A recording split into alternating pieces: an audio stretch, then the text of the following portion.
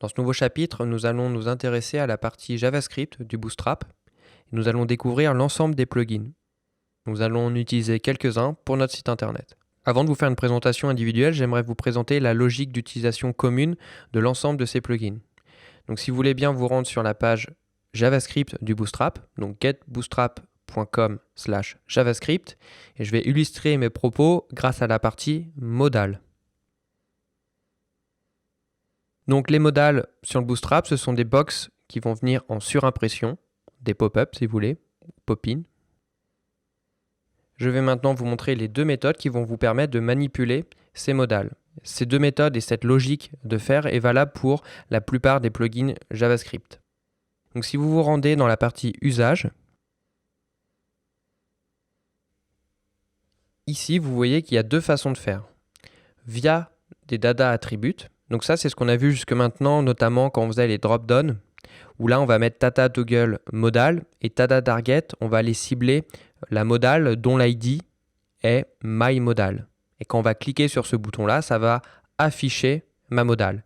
Ensuite, je pourrais, en cliquant en dehors de ma modal ou sur le bouton close ou encore en appuyant sur échappe, la refermer. Maintenant, si je veux des comportements un petit peu plus spécifiques, un petit peu moins par défaut, et faire un petit peu ce que je veux, je vais plutôt utiliser la méthode via JavaScript, où là, je vais déclencher, cacher ma modal grâce à des instructions jQuery. Donc, par exemple, si je crée un script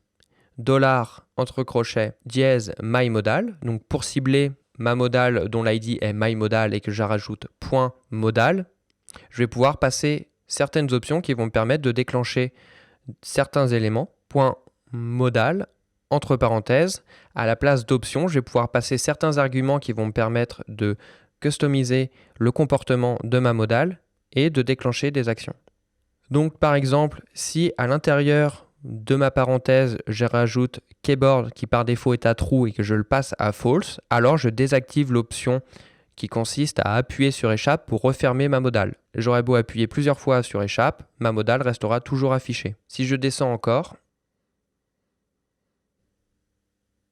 je vois qu'au paragraphe méthode, je peux très bien utiliser le ciblage de ma modal grâce à son ID, d'ajouter la fonction .modal et entre parenthèses de mettre une action show, hide ou toggle.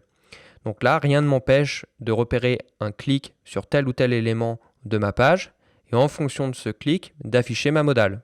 Également, dans la partie event, un tout petit peu plus bas, enfin au paragraphe event, je vois que je peux repérer les événements qui concernent ma modal et éventuellement déclencher des actions à ce moment-là. Donc le code qui m'est proposé, on, hidden, bs, modal, permet de repérer l'événement lorsque ma modal est totalement cachée. Et à ce moment-là, je peux déclencher une autre action. Donc voici les deux méthodes qui vont nous permettre de manipuler la plupart des plugins JavaScript du Bootstrap. Nous, de préférence, pour cette formation, nous allons utiliser les data attributes.